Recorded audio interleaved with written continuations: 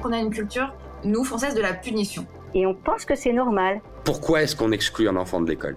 Parce qu'il est différent. Des outils comme l'intelligence artificielle, elles posent pas réellement de nouvelles questions. Elles posent d'anciennes questions auxquelles on n'a pas répondu depuis longtemps. Comme Maria Montessori le disait, l'éducation est la plus belle arme de paix. Michel Onfray a cette phrase que j'aime beaucoup, il dit « Tous les enfants sont des philosophes et certains adultes le demeurent ». Nos enfants deviennent comme nous les voyons, nos enfants deviennent comme ils nous voient. Prenons le temps de réfléchir à ce qu'on veut pour demain. Bienvenue sur le podcast Les Adultes de demain. Je m'appelle Stéphanie Descleb, je suis entrepreneur et surtout une actrice engagée pour l'enfance.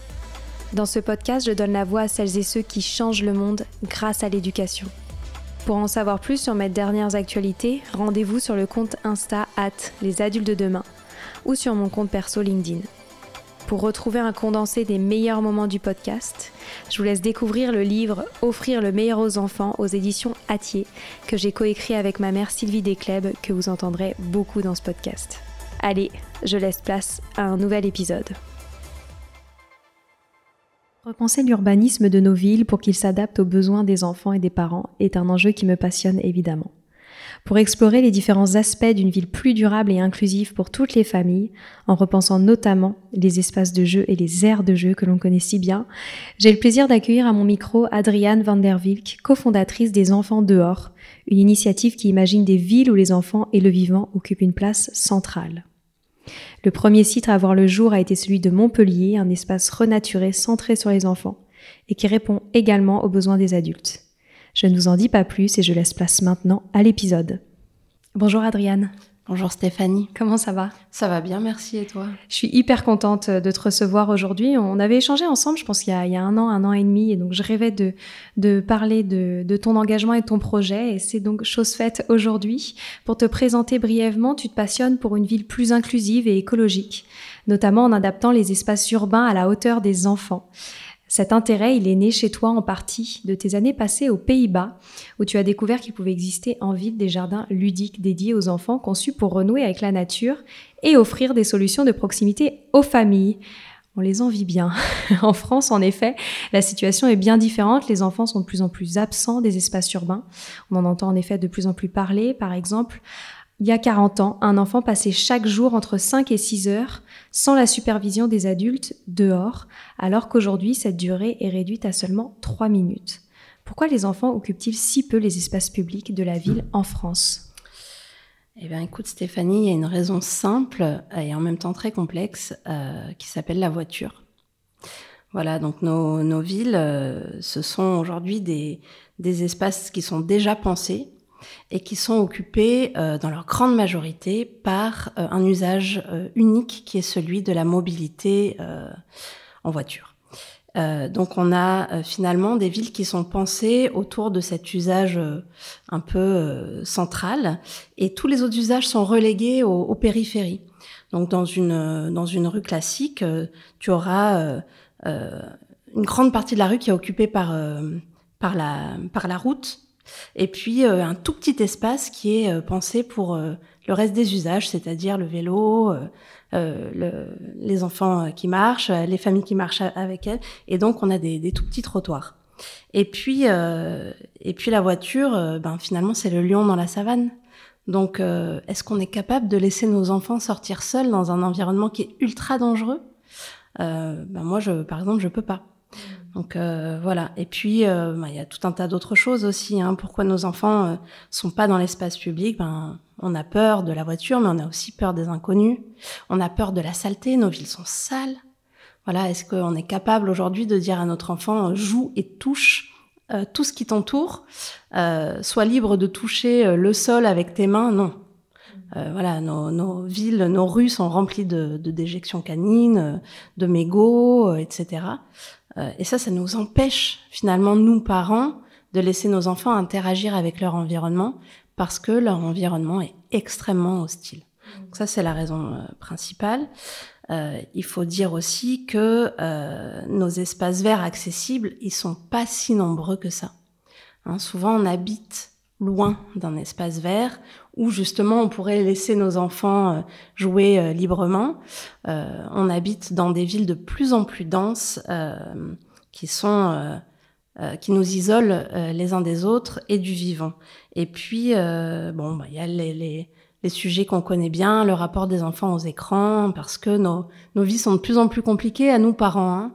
On travaille de plus en plus en dehors des heures d'école ou de garde, on est constamment sollicités, avec un besoin de réponse immédiate à ce qu'on nous demande, et ça fait que nos enfants, parfois, on est obligé de les laisser devant des écrans, on est obligé de les laisser en autonomie, on ne peut pas leur ouvrir la porte parce que l'extérieur est dangereux.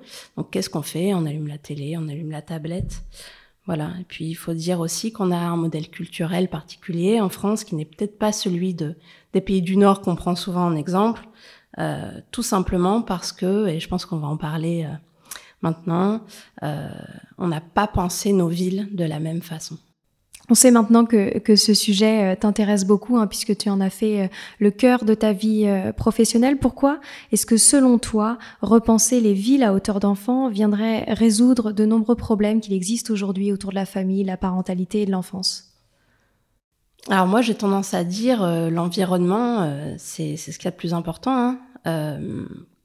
On est dans une situation quelque part douloureuse quand on vit dans un environnement qui n'est pas adapté.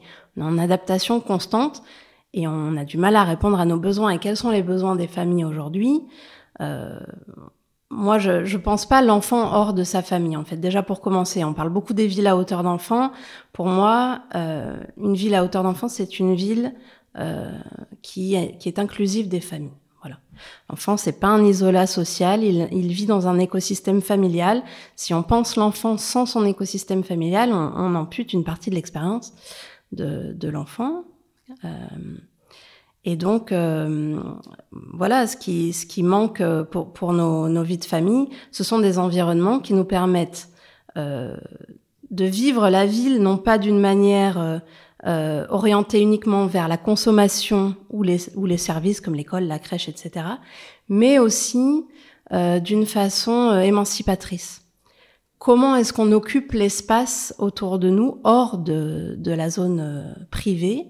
Comment est-ce qu'on peut se saisir de la ville en tant que famille si la ville ne nous propose que des réponses monofonctionnelles, c'est-à-dire prends ta voiture, occupe la route, amène tes enfants à l'école, quand tu les récupères, va dans un magasin ou bien promène-toi dans les petits espaces qu'on t'a délégués, et puis c'est tout.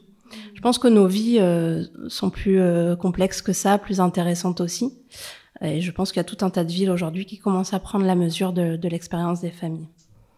Alors, tu as un parcours particulier. Donc déjà, tu es la maman de 2 enfants, tu as une formation en anthropologie. Qu'est-ce qui, dans ton histoire, t'a donné l'impulsion de te lancer dans cette folle aventure de repenser les villes à hauteur des enfants et des familles?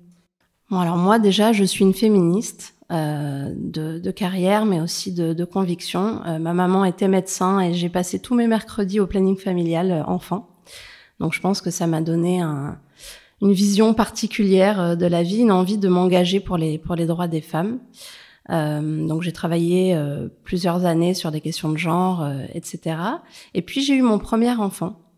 Et d'un coup, moi qui étais une femme émancipée, je me suis retrouvée reléguée quelque part dans l'espace privé, puisque autour de moi, je trouvais que l'environnement était extrêmement hostile pour moi et mon bébé.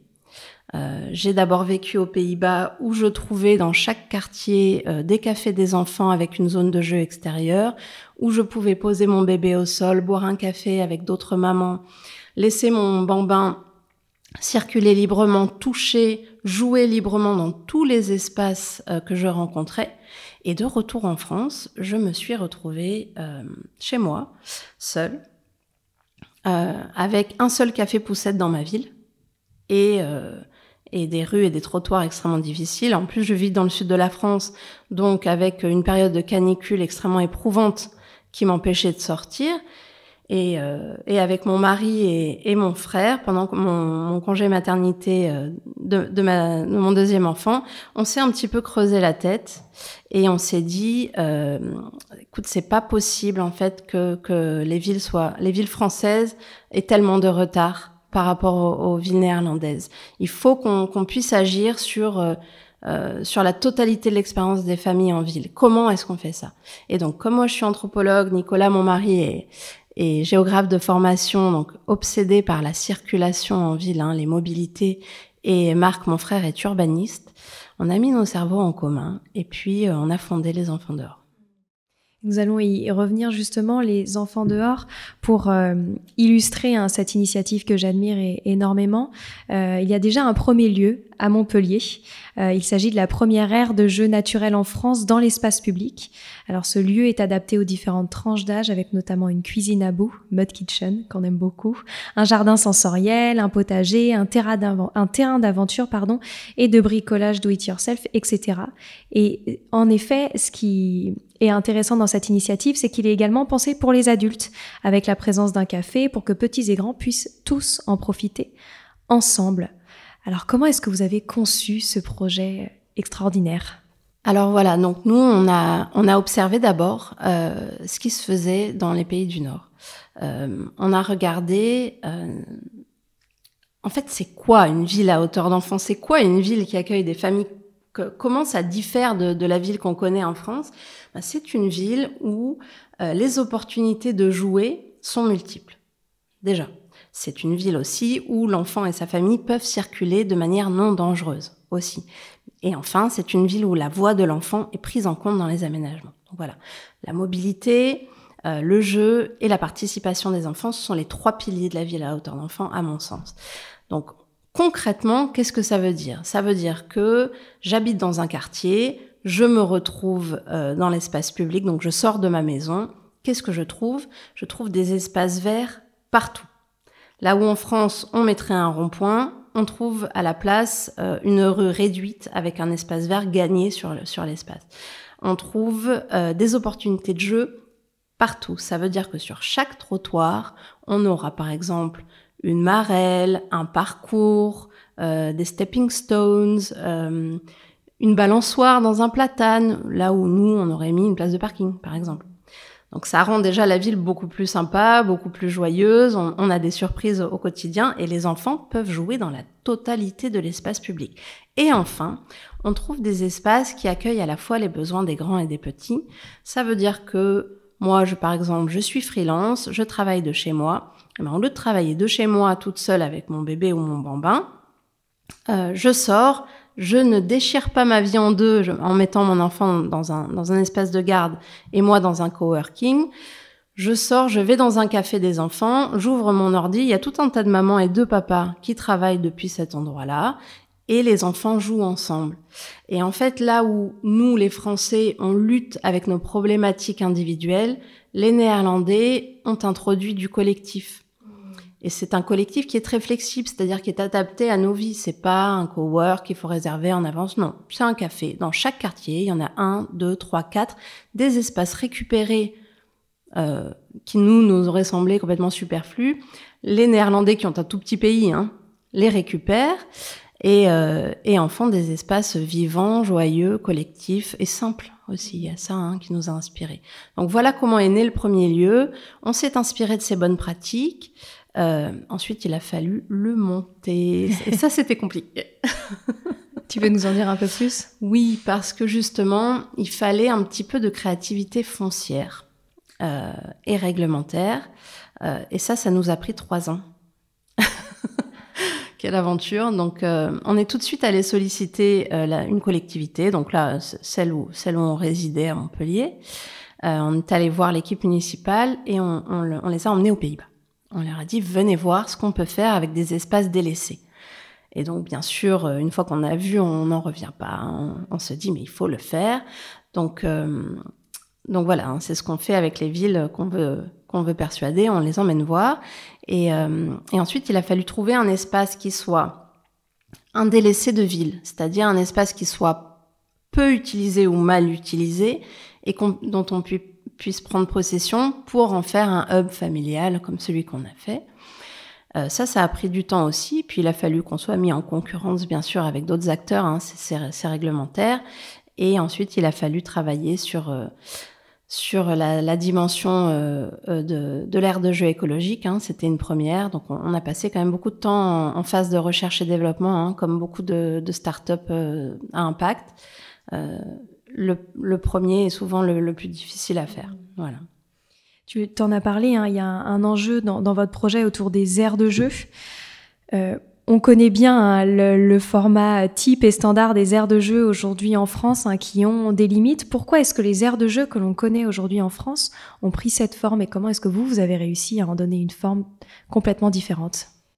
Alors bon, nous, on a gardé quelques éléments qui rappellent quand même aux parents et à l'enfant que c'est une aire de jeu, mais moi, je pense qu'on a traversé une période un peu de crispation réglementaire pendant les années 70, 80, 90, parce que il y avait eu des accidents et que donc il fallait faire attention à ce que les aires de jeu soient standardisées et répondent à des standards de qualité qui soient uniformisés au niveau national. Est-ce que tu as des exemples de réglementations comme ça oui, qui sont étonnantes ? Oui, alors bon, c'est un petit peu peut-être contesté, mais c'est vrai que moi, ma lecture... Alors, on a un décret qui est le même au niveau européen, par exemple, avec les Pays-Bas. Par contre, la lecture qu'en fait la répression des fraudes en France est très particulière et je pense très culturelle, ce qu'on appelle le soft law, donc la loi un peu culturelle, enfin l'analyse de la loi est culturelle toujours. Et donc la répression des fraudes a sorti ce texte absolument délicieux qui oblige les gestionnaires d'aires de jeu, qu'ils soient municipaux ou pas, à supprimer toutes les plantes qui piquent. Donc ça me fait beaucoup rire parce qu'on y met également le marronnier. Bon, c'est vrai que le marron, le fruit du marron est toxique, donc ça je dis pas. Mais il ne s'agit pas de ramasser un marron et de le mettre dans sa poche dans une aire de jeu, quoi. Et ça, moi, c'est vrai que ça me fait tiquer parce que enfant, j'ai grandi dans les années 80. Il y avait des marronniers dans les cours d'école et on se remplissait les poches de marron et il y avait tout. Je me rappelle de la sensation douce du marron dans ma peau, mais je me dis aujourd'hui, les enfants sont privés même de cela.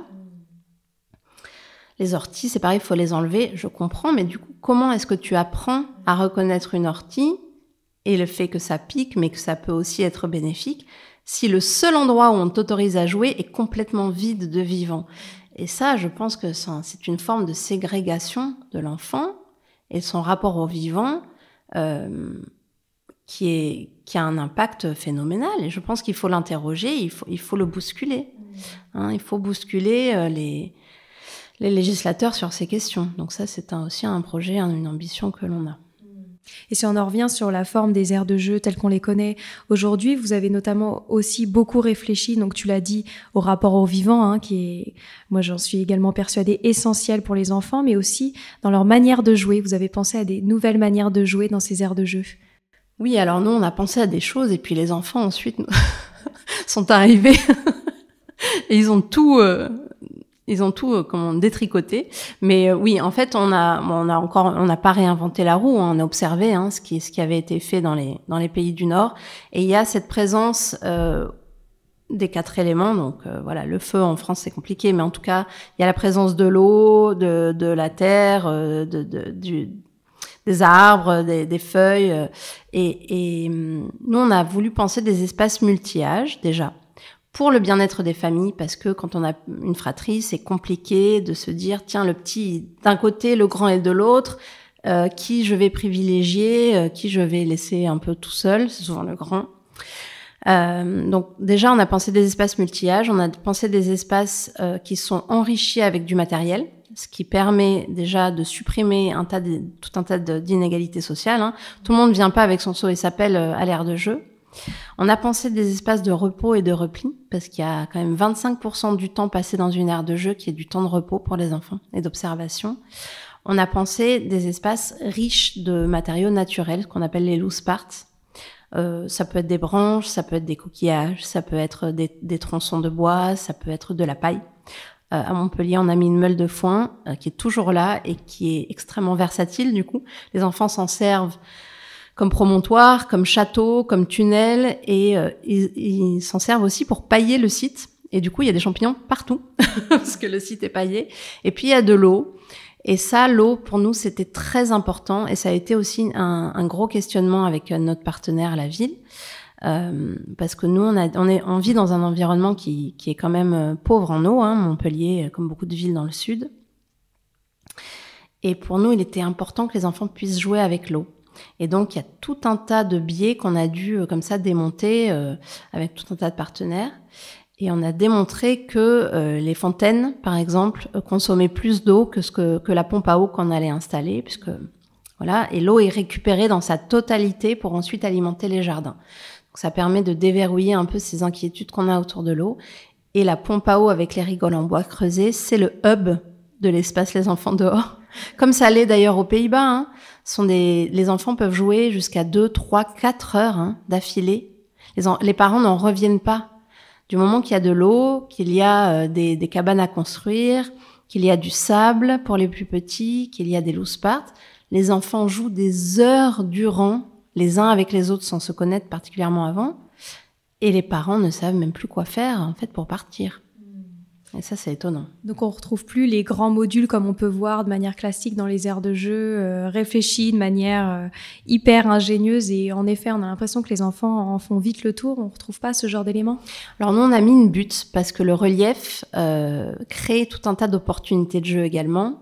On dit souvent que l'enfant a 3 façons dans le play work, en tout cas la discipline qui étudie le jeu, on dit que l'enfant a 3 façons de jouer. C'est se cacher, être transporté ou se transporter et transporter des choses.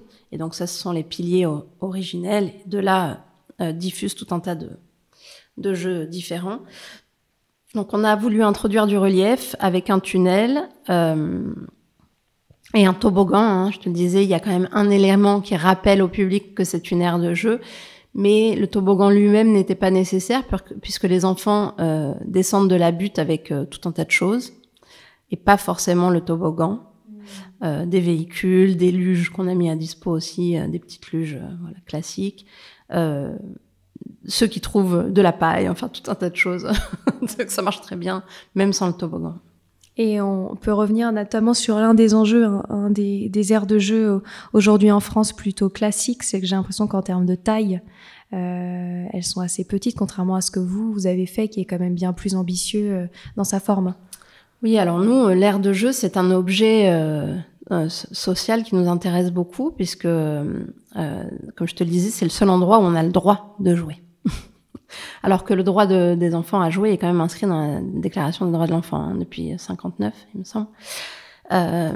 Mais du coup, l'aire de jeu, c'est souvent un espace déjà qui est relégué à distance des autres espaces de la ville.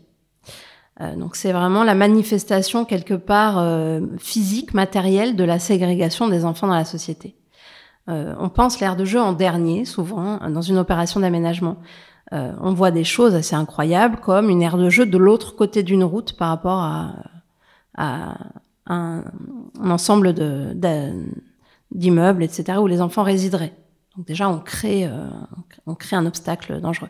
Donc, et puis, l'aire de jeu, c'est bien souvent un espace fermé, clôturé, avec un sol souple artificiel, sans arbre, bien sûr, parce qu'il ne faut pas pouvoir grimper dans un arbre dans une aire de jeu, et avec 3 éléments ou 4 éléments en fonction du budget qu'on y a alloué. Et nous, on a, comme je te l'ai dit, on a souhaité bousculer ce concept en disant... si on occupe un parc public, comme dans ce cas, ou un cœur d'îlot privé, comme dans d'autres types d'implantations qu'on pourrait avoir, ou un autre type de parc, et si on occupait tout l'espace, et si on se battait avec ceux qui fabriquent la ville pour dire les enfants ont le droit à plus, finalement, et si on récupérait un maximum d'espace pour le rendre au jeu et au vivant, qu'est-ce que ça donnerait ? Eh bien, ça donne... comme aux Pays-Bas par exemple, des espaces de 2 hectares en ville, hein, dédiés entièrement au jeu libre. Et qu'est-ce que ça fait à nos vies d'avoir tout cet espace, finalement ? Je pense que ça fait aux enfants, ça donne aux enfants la confiance en soi, de se dire « je compte, j'ai une valeur ». Alors que si on est 100 enfants sur 50 mètres carrés, de l'autre côté d'une route, à côté de la déchetterie et du cimetière... sans arbres, avec ces bancs ces bancs que tous les parents connaissent, à l'ombre, en hiver, sans toilette, sans table à langer, sans aménité de base, sans opportunité de passer du temps finalement, ça fait que nos enfants n'ont pas le temps de jouer.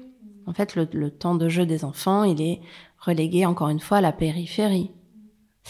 Nous, on veut centrer l'expérience des familles en ville. Comment vous faites avec la pression immobilière qu'on connaît, qui est très forte dans les villes, et notamment, tu as parlé au début de tout l'enjeu des voitures, de la place de l'automobile dans les villes, et on sait qu'à Paris, ça a été un très gros sujet. Comment est-ce que vous arrivez, vous, à prouver qu'il est important d'offrir ces espaces, mais surtout à trouver de l'espace pour offrir ces beaux moments aux enfants? Ça, c'était vraiment c'est la clé, ça nous a occupé les 3 dernières années. Déjà, il faut se dire que cette approche, c'est un changement de paradigme, comme le fait de fermer des rues aux voitures l'est. Et face à un changement de paradigme, on a des réactions épidermiques. Le changement, c'est dur pour tout le monde. Maintenant, comment on fait? Alors, il y a plusieurs façons. Nous, c'est pour ça qu'on s'est rapproché tout de suite des acteurs de la fabrique de la ville. Qui fait la ville aujourd'hui? Qui fait les quartiers qu'on habitera demain? Eh bien, ce sont un ensemble d'acteurs. D'abord, ce sont les collectivités, ce sont les promoteurs, les aménageurs, les cabinets d'archi, de paysagistes, les bureaux d'études, etc. Donc, tout cet ensemble d'acteurs doit être, comme on le dit dans le langage start-up, qui n'est pas forcément le nôtre, mais c'est intéressant, doit être évangélisé. C'est-à-dire qu'on doit pouvoir ouvrir les chakras de ces gens et leur dire, mais attendez, déjà, auprès des villes, si vous avez des espaces délaissés, des espaces sous-utilisés, des espaces mal utilisés avec des mésusages, c'est-à-dire de la consommation, etc., ou alors des décharges à ciel ouvert, ou bien des espaces, des impensés de ville, des interstices, eh bien faites-en des espaces pour les enfants et leurs familles. Et puis, il faut aller voir ensuite les grands méchants loups qui sont les promoteurs, les aménageurs, en tout cas une frange de la population les perçoit comme ça. Et finalement, ce sont les gens qui commercialisent le foncier des villes. Et il faut aller les voir en amont des opérations immobilières et leur dire oui, vous voulez arriver à un bilan intéressant pour vous, d'accord, mais en termes de qualité de vie, voire de survie, puisqu'en fait, c'est une question de survie aujourd'hui d'adapter nos villes au changement climatique, pour tout le monde, pas que pour les enfants et leurs familles. Eh bien, vous pouvez dédier ce qui auparavant n'était qu'un cœur d'îlot de 1000 mètres carrés où les gens promenaient leurs chiens. Vous pouvez dédier cet espace au jeu libre, au contact du vivant, et tout le monde y gagnera. Donc en fait, c'est du plaidoyer. Et nous, on a décidé d'intervenir en direction de ces acteurs-là. Pas forcément en direction de l'école, il y a beaucoup de choses qui se font autour de l'école. Nous, on intervient dans le domaine de l'urbanisme parce qu'on a décidé de récupérer un maximum d'espace pour le rendre aux enfants et aux vivants. Et à la gratuité, je le dis. Ouais. T'as raison parce que le jeu, c'est gratuit. Tu as raison de le mentionner. Et d'ailleurs, ce qu'on voit bien avec les enfants dehors, c'est que ça a un intérêt en effet pour tous, puisque ça offre des îlots de fraîcheur à travers cette conception très écologique que vous avez eue de ces espaces. Oui, parce ce qui est intéressant dans l'aire de jeu naturelle, c'est que ça n'est pas seulement une aire de jeu. Voilà. Ce qu'on voit aux Pays-Bas, c'est que la totalité de la population s'approprie ces espaces. Donc, ce sont des espaces qui sont intergénérationnels par design, parce qu'en fait, ça n'est qu'un jardin. Une aire de jeu naturelle, c'est un jardin avec des opportunités de jeu. Et puis, une donnée quand même qui est intéressante à rappeler, c'est-à-dire que le changement climatique, ça a un impact plus important sur les femmes, puisqu'en fait, la femme est souvent le parent par défaut, encore aujourd'hui, même si on a une génération de pères absolument géniale, mais aujourd'hui, c'est encore les femmes qui majoritairement s'occupent des tâches du care. Et en cas de canicule, comme on va en voir de plus en plus dans nos villes, on ne sort pas. On ne sort pas, surtout que les aires de jeu n'ont pas d'arbres, ne sont pas ombragées, ont un sol qui est imperméable, etc. Et donc, une aire de jeu, c'est un îlot de chaleur urbain. Donc voilà. Donc si on ne peut pas aller jouer dans les seuls espaces qui nous sont dévolus, qu'est-ce qu'on fait ? On reste à la maison. alors que l'aire de jeu naturelle Les Enfants dehors, qui s'est faite en partenariat avec la ville de Montpellier sur un foncier très arboré, est un îlot de fraîcheur parce qu'il y a de l'eau, parce qu'il y a des jardins, parce qu'il y a des arbres d'abord, et parce qu'il y a de la gestion, hein, une aire de jeu écologique qui ne serait pas gérée, ça périclite quand même. Donc l'intérêt d'une aire de jeu écologique, c'est qu'elle rafraîchit l'environnement urbain immédiat et même un peu plus large, qu'elle lutte contre la solitude des familles, et puis qu'elle crée un truc qu'on n'avait pas forcément imaginé, c'est-à-dire qu'elle a un impact social très important, parce qu'en fait les gens se rassemblent dans cet espace, les familles d'abord, mais aussi les personnes âgées, et se rencontrent et se parlent et créent du lien social et de nouveaux projets, etc. Donc c'est un lieu de participation. Et tu as des chiffres, il me semble, hein, sur le temps passé dans un espace Les Enfants dehors versus le temps passé de jeu oui, alors dans les aires de jeu classiques. C'est du qualitatif, on n'a pas encore de chiffres précis, mais en tout cas, nous, ce qu'on observe, c'est déjà que les familles restent longtemps. Dans une aire de jeu classique, on va passer entre 30 et 45 minutes, voilà, en moyenne, pour les raisons dont j'ai parlé tout à l'heure, c'est-à-dire il fait chaud ou alors il fait froid et il y a rien. Il y a qu'un toboggan à grimper à l'endroit ou à l'envers, et puis c'est tout.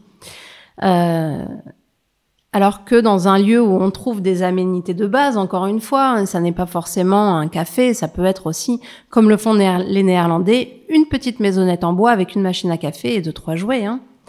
Et ben dans un lieu où on trouve des toilettes, une table à langer, une machine à café, les parents passent 3 fois plus de temps. Et c'est le parent souvent qui veut partir de l'aire de jeu, parce qu'on s'y ennuie. Le parent, aujourd'hui, c'est un impensé. Dans les politiques publiques, c'est un impensé. On s'adresse aux adultes, on s'adresse aux enfants avec des services, etc. Mais le parent, en tant qu'objet social, n'existe pas. Voilà. Et nous, c'est vraiment là-dessus qu'on travaille.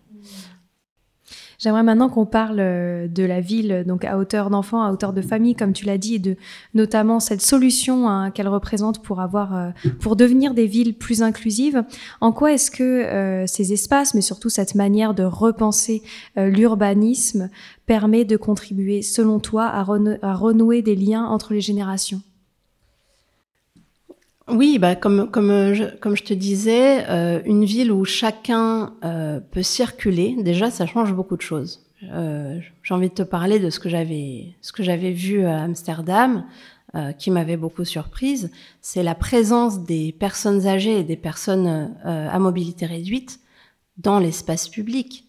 Et bon, on le sait à Paris, c'est une catastrophe, du fait du métro, etc. Mais Amsterdam, et ses pistes cyclables très larges, et ses trottoirs larges aussi, et ses quartiers entièrement navigables à pied et à vélo, eh bien ça fait que tout le monde en fait a le droit à l'espace public. Et finalement c'est ça, c'est le droit à la ville de chacun.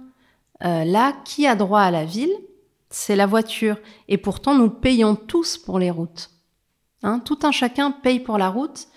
Et les piétons et les cyclistes se font évacuer de la route. Donc cette forme d'injustice, elle doit cesser. Les Néerlandais l'ont pensé by design parce qu'ils y ont été obligés. Et il y a eu des soulèvements démocratiques contre la voiture. Donc voilà, ce qui renforce les liens intergénérationnels, c'est le droit d'être là. Et de manière organique, ensuite, ça se fait. C'est-à-dire que quand on arrête de faire de la ségrégation des populations par l'urbanisme, eh bien les gens recommencent à se parler, à se rencontrer. Et ça part du bas, ça n'a pas besoin de partir du haut avec des projets, etc. Ça se fait, les humains, on est des mammifères, on a besoin de connexion, ça s'arrête là. C'est pour ça qu'il est si important de travailler sur notre environnement, à mon sens. Alors, d'autres initiatives émergent en France pour promouvoir la place des enfants dans les villes. On voit la multiplication des rues scolaires qui interdisent la circulation automobile lors des arrivées et des sorties d'école. On voit aussi la création des conseils pour enfants, puisqu'en effet, tu l'as bien dit en début d'entretien, l'importance aussi d'écouter la voix des enfants dans cette conception de l'urbanisme. Donc, des conseils d'enfants pour les consulter dans ces décisions. Et en même temps, on a beaucoup entendu parler récemment des no-kid zones, donc ces lieux qui sont maintenant interdits aux enfants. Alors selon toi, quelle est la tendance générale en France ? Alors pour moi la tendance elle est double. On est encore, je pense, dans un impensé de la présence de l'enfant et de sa famille en ville. Comme je te disais, on ne pense encore, dans la majorité des cas, l'enfant que comme un consommateur de services, qu'il soit public ou privé, et de commerce. On ne pense pas l'enfant et sa famille dans leurs usages.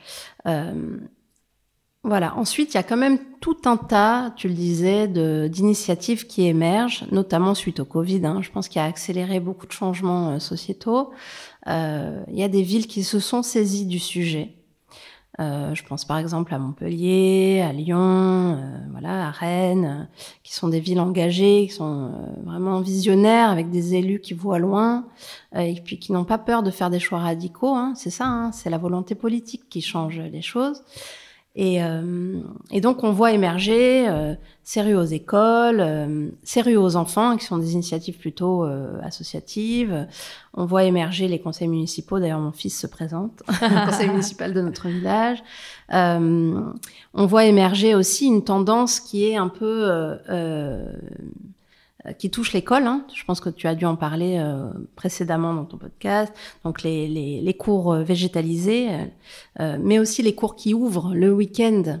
Je pense qu'il y a une 50aine de cours d'école parisiennes qui ouvrent le week-end aux habitants, ce qui permet justement de lutter contre les îlots de chaleur urbains lors des canicules.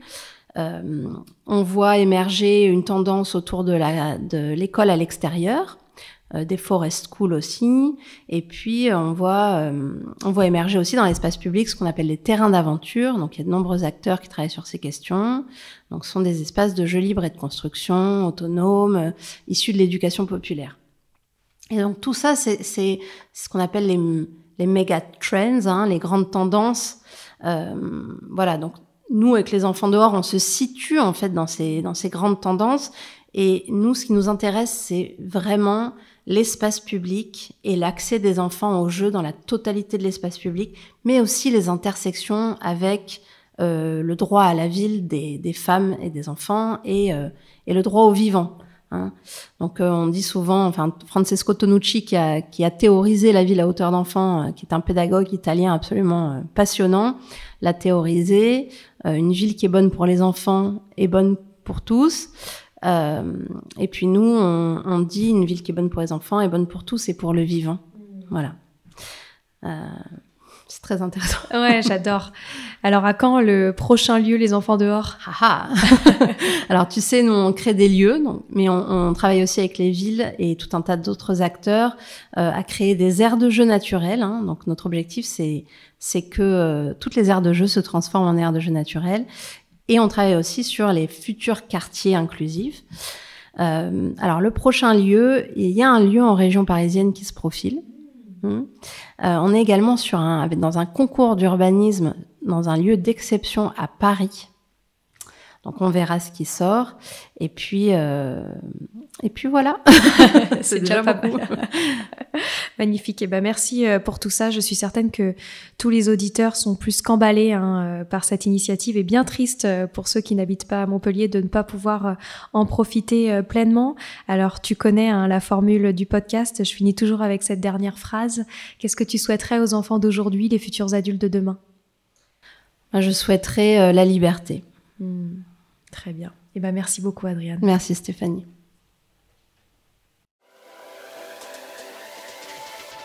Merci infiniment d'avoir écouté cet épisode. J'aimerais prendre le temps de remercier tous ceux qui s'abonnent à la chaîne du podcast, qui laissent des avis et des notes sur Apple Podcast ou Spotify. Ça paraît rien, mais ça fait toute la différence pour faire connaître notre travail qui est complètement indépendant. Pour me retrouver, je vous rappelle que vous pouvez aller sur le compte Instagram des Adultes de Demain ou sur mon compte LinkedIn perso. N'hésitez pas à me partager vos retours sur cet épisode ou sur le podcast en général. Ça fait tellement du bien de vous lire. Je vous dis à très bientôt pour un nouvel épisode.